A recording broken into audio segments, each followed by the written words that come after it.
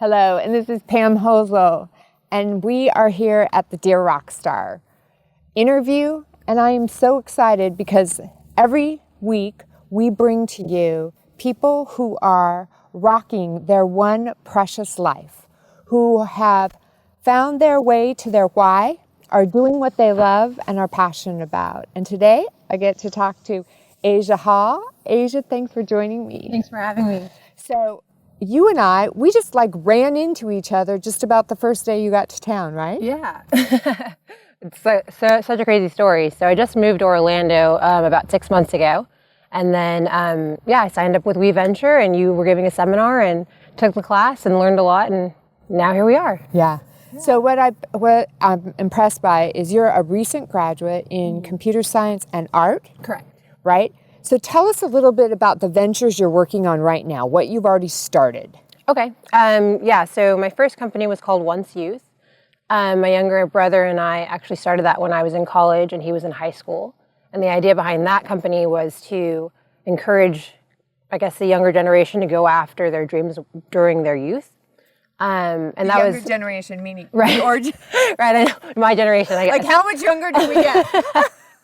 Well, he was in high school, so okay. I guess it was more for Evan, but and that was just an apparel company. And right now, that's on hiatus while he finishes up college. Okay. And then my current venture right now that I'm working on is called Neon Cowboys. Okay. Which is, I think you should put the hat on for a minute. Oh no. Okay. Yeah, like put it on because you're such a beautiful model. Okay, Thank so you. Neon Cowboys, and what does this hat do?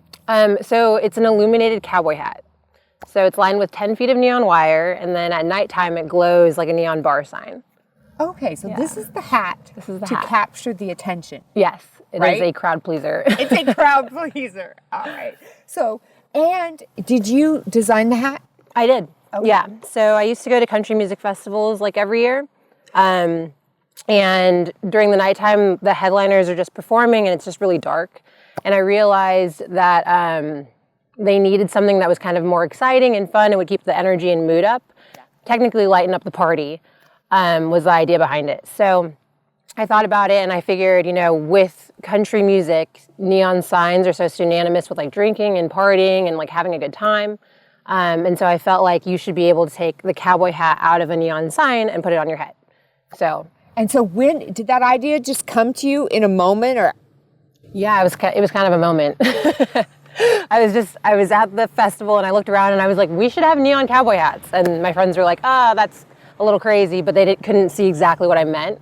And then once I did the prototypes, we all wore them to the festival the next year. Okay, so stop there. Yeah. So you get the idea. Walk us through your process of like, how long does the idea stay in? What did you do next? Right.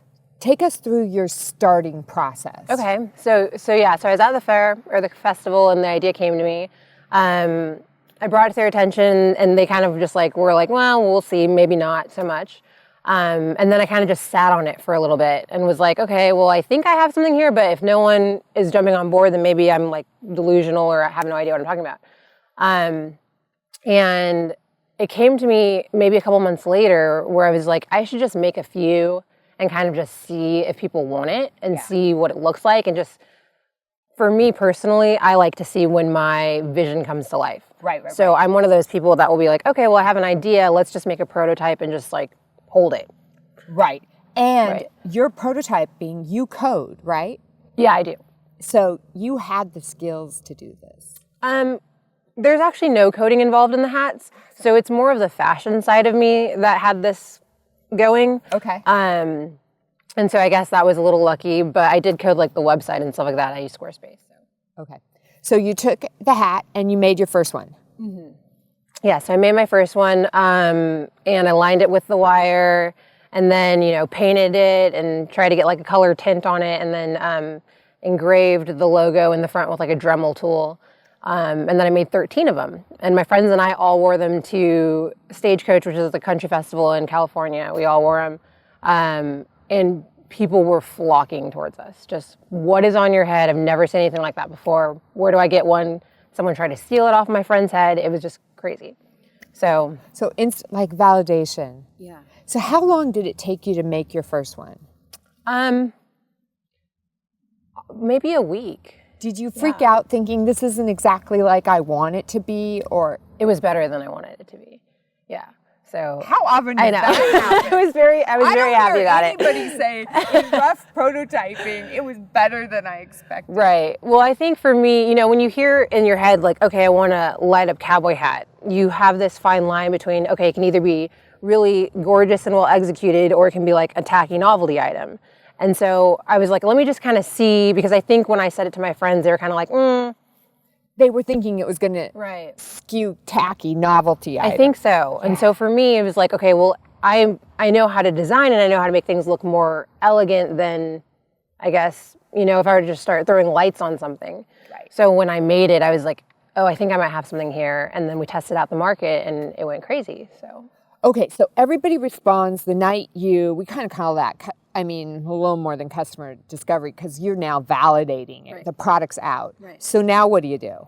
So after we saw the response to the hats, I wrote up a business plan in a week. And I was like, I got to get this done. I got to start bringing this to people and see if I can get an investor.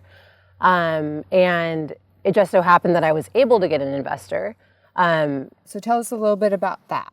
Okay. And how much did you want to raise and how did you get it? Yeah, so it's kind of an interesting story. My dad had a few of his clients that were in his studio one day, and you know, just is your dad an artist too? Oh, my dad's a designer. Yeah. Okay, so design and art like flows through the genes. Exactly. Yeah, he does couture, so he does like dresses for like the Emmys and the Oscars, and more of like the high end kind of thing. And my mom runs like the business side of it, so we're all. So they have their own business. Yeah. Okay, so that's a whole nother story. Grew up in like an entrepreneurial fashion world, and so now I have cowboy hats and. Yeah, you're birthing entrepreneurial fashion things. Go figure.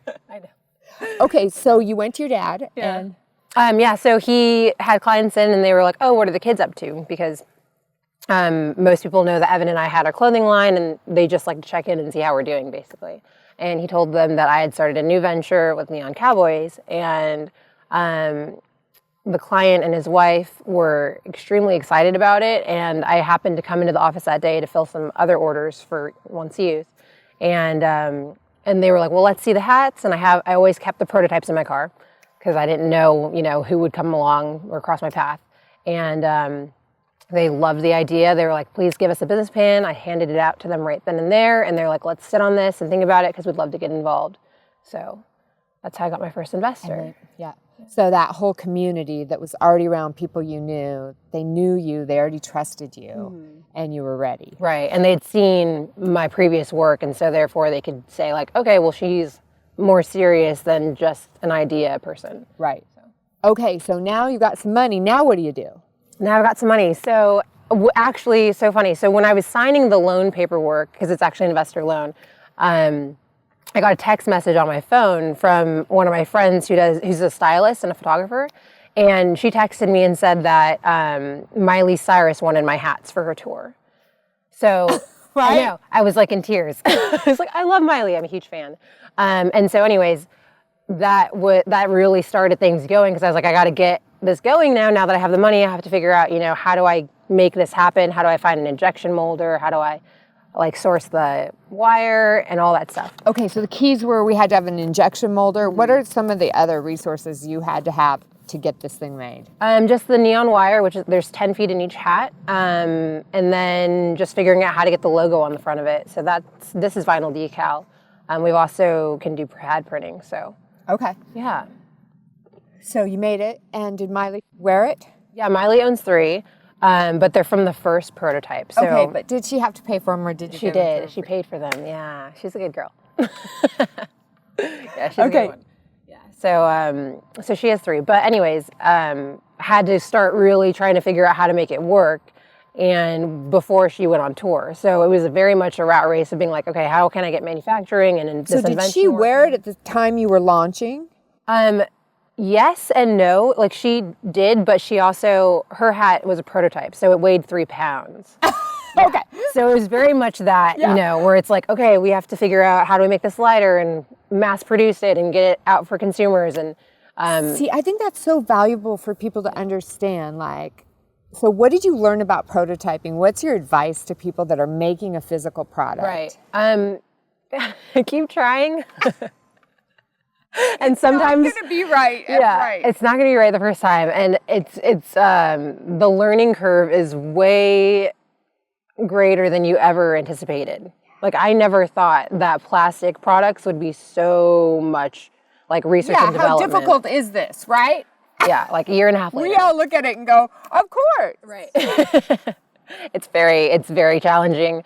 And it's just like material science, right? There's like a lot of chemistry that goes into a product, but then there's also a standard when you go to like retail stores. They're expecting it to be mass produced and perfect. And so trying to figure out an invention and getting it from, nothing to mass produced and perfect there's years behind that. Okay, so there's great things. So is there IP in this? Is there a patent around this? Yeah, it's pending. Okay, Yeah, so patent pending for, the design or how it works. the utility, yeah. Okay, so you launch it, Miley has it, and now what? Where are you now? Yeah, so now we finally have a product that we can get out to consumers. Actually, let me scale back a little bit. So how long did it take you from the 3 pound, we're wearing it lights up, to a product we can get out to consumers? Right, probably a year. Yeah, it's a lot. And that's a lot of iterations, it's a lot of money, that's a lot of time and problem solving. But it's all very exciting when you actually have your vision like in hand and you can give it to someone and be like, oh yes, this is something that I built and now you can wear it. So you talked about vision, and I think you're a young starter, right? Talk to me a little bit about your why. Why starting things? Yeah, so I almost feel like every entrepreneur says this, but I've always been an entrepreneur. And what was the evidence? How did you know that? Yeah, when I was 6, I made my first sale to my parents. I drew a portrait of them and wrote $1. And they bought it. You actually put $1 on it? It's hanging in the kitchen. Yes, to this day. So that was my first sale. And then after that, they never gave me an allowance, right? So it was very much like you need to work and earn your money if you want money. And so I used to try everything. I did bracelets, I did like little lanyards, I did like, basically if you go to Michael's and buy those craft books, I would buy a craft book, learn how to make all the crafts, and then sell the crafts out. So I'm having this like divine aha right now. I'm channeling maybe the Holy Spirit or whatever it is. I'm thinking, what if every parent said, no more, we're not going to pay you to make the bed. You're going to figure out something of value. And we started like socializing children that they are creators. They can solve things. Right. Oh my. I mean, I think it would definitely do something. It does. Starts at home. Yeah. So it was that. It was just trying to make the money, and Evan and I, my younger brother, we would save up, and our first purchase was a GameCube. And so it was like trying to make money to buy video games and to like enjoy our childhood. It was very interesting. Yeah. But now I have all these ventures and it's a passion of mine, and I love building things. And so when you think about your sweet spot, like what you really love to do, what when you're doing it, are you your best self? What part of this allows you to be your best self?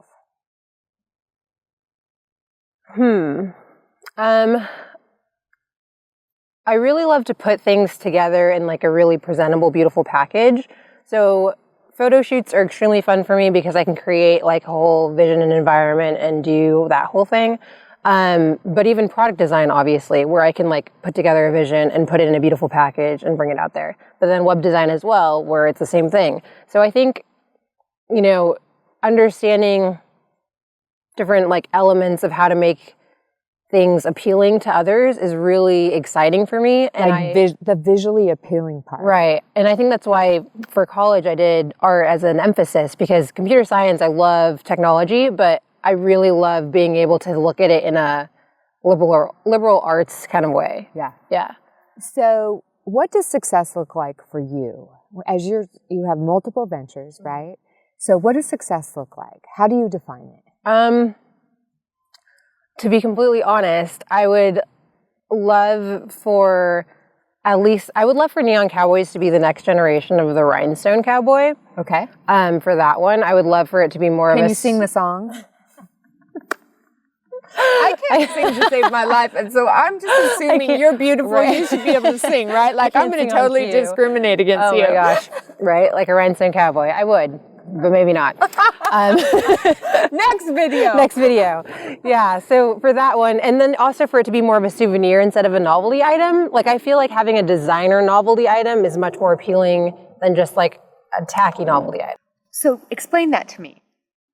That novelty or... Yeah, so I feel like with novelty items, a lot of them, or at least light up apparel or light up items, a lot of them can kind of, I guess, falter more towards like the tacky side, where it's just like, you know, you're throwing some lights on it and you're kind of just like, now you can glow. And I just really wanted for my product to be able to have it make sense and have a concept behind it, and then also execute it in a way that looks clean and seamless. Okay, your vision of success. How do you define it? Yeah, so, well, for me, I feel like personal success, or what my goal is to eventually be able to have the capital to just create all of my visions and ideas, and then bring them to the market, even if it's not necessarily me being the one that's pushing it forward, just being able to know that, hey, people can buy or see or be inspired by whatever I bring to the market. Okay. So seeing your products in the market. Right. What do you think are, like, what are some of the biggest lessons you've had in terms of going from idea to actually someone else buying your product? Perseverance is definitely my favorite word. So what was the most difficult, tell us a story about the most difficult time where, have you had any points where you almost gave up? There's been a few really hard times. I did the State Fair of Texas the first year that I started, and I kind of put the cart before the horse a little bit and ended up buying a vendor booth, which was extremely expensive, but it was for a month-long fair, and we had some manufacturing issues where I wasn't even able to get product to the fair. Okay. So I was out there vending in Texas for 14-hour days with no product, and Ebola had just broken out on the loose. And so that was probably the most difficult. Like, what have I done? What did you learn from that? If you were advising another starter, what was the gem out of that one? Well, my mom would always say that beautiful is the woman who endures hardship. And so let's say that again. Yeah. Beautiful is the woman who endures hardship or finds beauty in adversity, I guess. And so with that, I really try when it's a difficult time in my life or when I'm struggling with a startup. It's like, if you can pivot this and make it something either different or amazing or just like, you know, bolt through it, then you'll at least learn something. So that was the big thing. And I had a month long to learn that lesson. Yeah, right? Like some of them are just like, oh. Right. Who inspires you? A lot of people. My parents, obviously, right? So I get a lot of my worth ethic from them. My younger brother as well. He's probably more creative than I am. He's a genius. And my boyfriend as well, because he is also a video game designer. So I'm just surrounded with a lot of artists and a lot of creatives. I guess in the more business realm, Elon Musk is definitely one of my top favorites. Conor McGregor as well. Okay, Conor McGregor. I'm going to tell me a little bit. He's a UFC fighter. Okay. Yeah. What do you love about him? So Conor, I feel like he's just so bold and his presence is so large. And he delivers every time, right? So he's known for being like this boisterous, like in everyone's face, like, hey, I'm going to fight you and I'm going to win. But I just really love how when he says he's going to win, he actually does. And so I think for me, it's like, okay, if I'm going to tell everyone, hey, I'm doing this startup, hey, I'm going after this dream, I need to at least show up and at least do my best, because I learned at a younger age that accountability is a really big one for me. When my brother and I started Once Youth, we put it on Facebook when we decided to make the commitment. And with that, we saw everyone and all of our friends and community just like encouraging us and being like, okay, you can do it, like go for it. And they were actually the people that really helped us do our first round of production because they did pre-orders. So accountability. So what have you learned? Yeah. You said for you it's a big deal. It's a big deal. But what has to happen so that you feel accountable? I think it's, for me personally, it's very simple. If I tell someone I'm going to do it and then they're expecting me to do it, then I'm going to do it. So do you think that that's what more of us need to do that are sitting kind of on the sidelines thinking about our ideas? Probably. Like I think that commitment. Right. I think fear is probably the main issue that people have, where they're just like too scared to put themselves out there. So talk to me a little bit about fear and then kind of what gets you through it. Yeah. How do you move through all this unknown? Right. So I grew up in a Christian family, and so I have this huge, I guess, one way that I really live my life is like, if I feel like God is putting a door or an opportunity in front of me, I always take it. And I've been really good about that my whole life. So that, I think, is where most people feel like I'm more fearless than maybe someone that would, hesitate or like reconsider taking a step of faith. I'm more of like an opportunist in that way. And so it comes you see it as a faith thing. I see it as a faith thing. So with spiritual discernment, like discerning when you feel the doors being opened for you, that you're being led, spiritually God's leading you. Right. What's your practice around that? How do you know? I don't know. How do I know? I just, it's one of those things where it's like, I feel like if this, for example, when you called me yesterday. Because we had to cancel. Because you had to cancel. And you said... I was being an opportunist. Exactly. And being faithful. Right, exactly. And that's one of the things where it's like, okay, if someone brings something to me, and it sounds like, hey, why wouldn't you do this? I will always show up and say, yes, I will do that. And that goes for everything across the board. So if things are... if people want to have meetings, or people want me to go to an event, or people want me to speak, I'm always like, okay, yes, I will do that. I don't know what's going to come out of it. It'll put myself out there, but I'll learn from it at the very least. So it sounds like your faith and trust in the supernatural, in God, is like an advantage for you as a creator. Probably. Do you see it that way? I do see it that way, yeah. Yeah, because a lot of my friends and other colleagues are always like, well, you're really fearless and you kind of just go for things and you're not really worried about it. I'm like, well, even if I fail, I've learned, and I just... my other big thing is like with perseverance, even the snail made it to the ark. And snails are my favorite animals by a milestone. They are? They are. Now, how did you and snails and the ark get together? Like, God even had snails on the ark. Yes. Yeah. Snails have just been they're like, I guess it's like a call to God kiss, where like you see an animal and you just are reminded that you're like way smaller. Okay, call to God kiss. I have never heard those words together. Help me out, girlfriend. Okay. What's a call to God kiss?